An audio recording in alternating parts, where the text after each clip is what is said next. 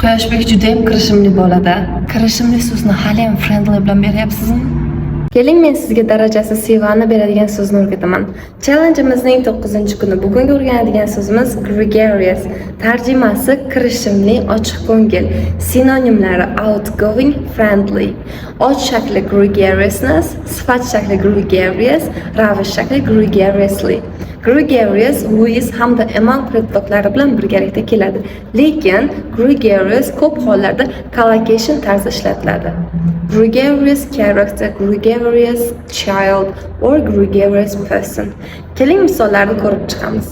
Misol uchun, she is gregarious with strangers or he feels gregarious among his friends or gregariously characterized people grow friendships.